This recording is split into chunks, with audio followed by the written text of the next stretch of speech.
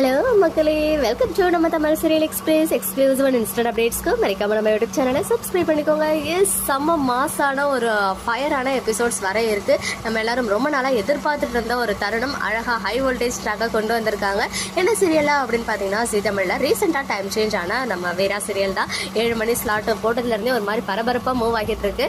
So வீராக்கு மாறன பற்றிய உண்மைகள்லாம் தெரிய வரப்போகுது அப்படின்னு லாஸ்ட் வீக்கெண்ட் அவங்க ப்ரோமோலாம் போட்டு ஹைப் கிரியேட் பண்ணாங்க. இப்போ அதே 7 o'clock ஸ்லாட்ல நியூ சீரியலும் லான்ச் ஆகுது அப்படின்னு சொல்லும்போது கண்டிப்பா இங்க ஒரு ஹை வோல்டேஜ் வைப்பாங்க அப்படின்னு எதிர்பார்த்ததுதான்.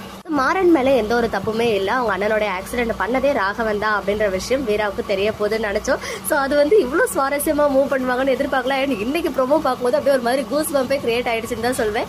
ஏன்னா வந்துட்டு வீரா வந்து ஆக்சிடென்ட் பண்றாங்க. அந்த ஆக்சிடென்ட்டை அவர் மறைச்சு நான் தான் பண்ணேன் அப்படின்னு சொல்லிட்டு அவர் வந்து அந்த பழியை ஏத்துக்கிறாரு. ஸோ அதனால வீராவுக்கு வந்து சந்தேகம் வருது. சந்தேகம் வந்தது மட்டும் இல்லாம அந்த சந்தேகம் வந்த கையோட அப்படியே போயிட்டு அவங்க வள்ளியம்மா இருக்காங்களே அவங்க கிட்ட போய் கேட்கறாங்க.